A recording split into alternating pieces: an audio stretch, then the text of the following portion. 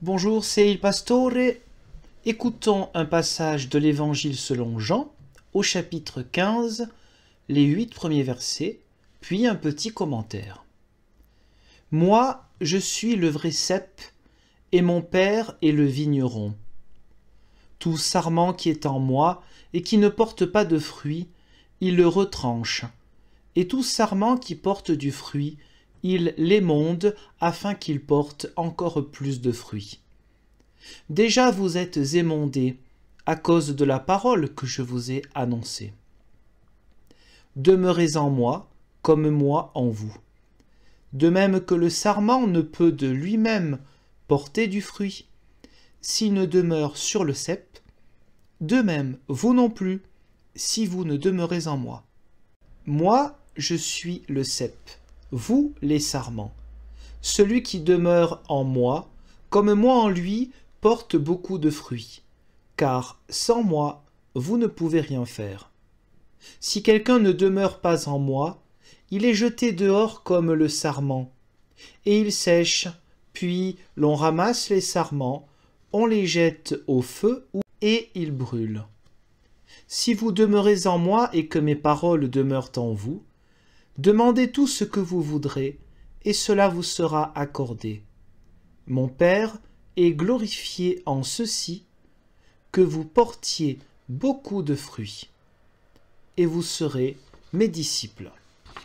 Alors quelques mots sur ce passage de l'Évangile de Jean.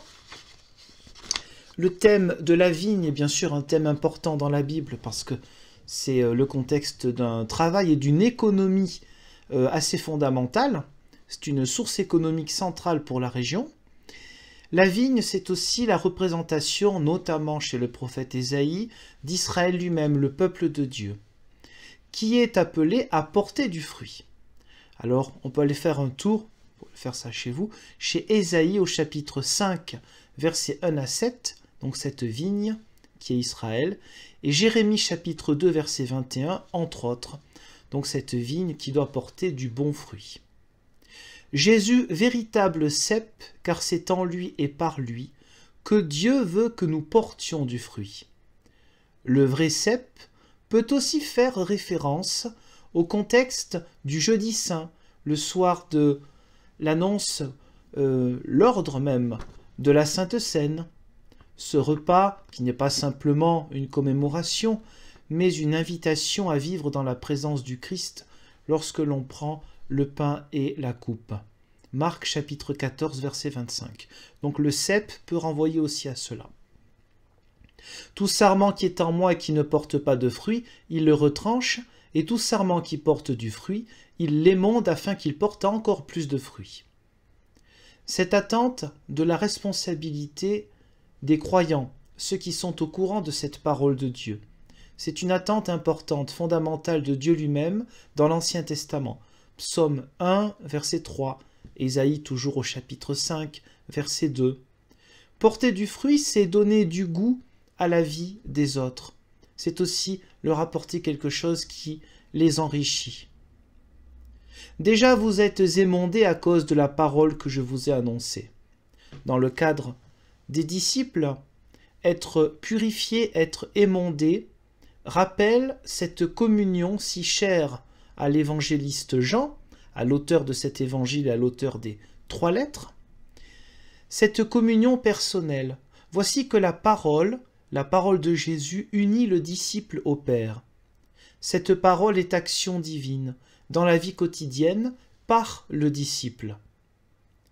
En agissant avec amour envers les autres, le disciple manifeste qu'il est émondé. Demeurez en moi comme moi en vous, nous sommes au verset 4.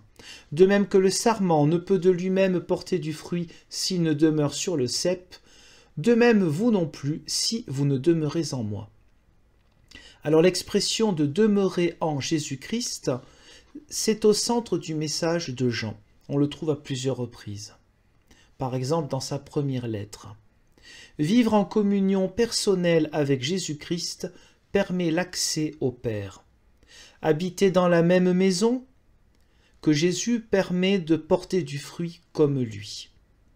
Moi je suis le cep, vous les sarments, celui qui demeure en moi comme moi en lui porte beaucoup de fruits, car sans moi, vous ne pouvez rien faire. Jésus lui-même étant le cep, il donne la vie, il donne sève au sarment.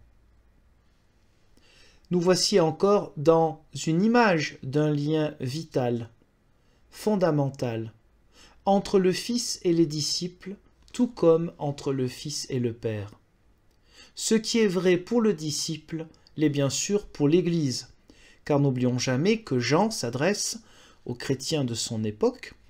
Les communautés, les paroisses, les églises locales, comme vous voulez dire, existent déjà. Elles sont organisées, avec les problèmes qui existent déjà dès le départ. Et donc il s'agit de rappeler qui est véritablement la source de la foi chrétienne. C'est Jésus lui-même, le lien personnel avec le Christ. Si quelqu'un ne demeure pas en moi, il est jeté dehors comme le sarment. Et il sèche, puis l'on ramasse les sarments, on les jette au feu où ils brûlent. Et oui, celui qui se dit chrétien et qui ne porte pas de fruits dans sa vie ne sert à rien. Et même c'est un contre-témoignage. Alors, est-ce que cela signifierait-il que les chrétiens, ou du moins les vrais pratiquants, iraient au paradis et les autres iraient brûler en enfer? Le contexte de cette parabole ne peut pas nous amener à ce genre de choses un peu faciles et hors contexte culturel. Et d'ailleurs, si l'on se fixe sur ce passage de Jean, avec d'autres passages, nous voyons bien que ceux qui portent du fruit dans la vie de tous les jours ne sont pas forcément chrétiens. Mais peut-être ils sont inconsciemment, dans le bon sens du terme, rattachés à Jésus puisqu'ils portent de bons fruits. Si vous demeurez en moi et que mes paroles demeurent en vous, demandez tout ce que vous voudrez et cela vous sera accordé. Il est question ici, entre autres choses, de la persévérance.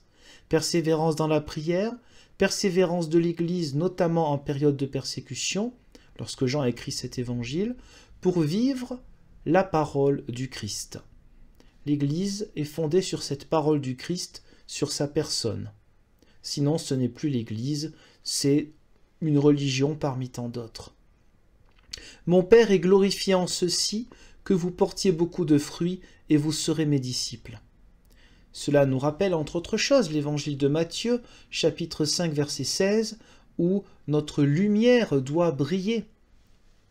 Exhortation de Jésus lui-même.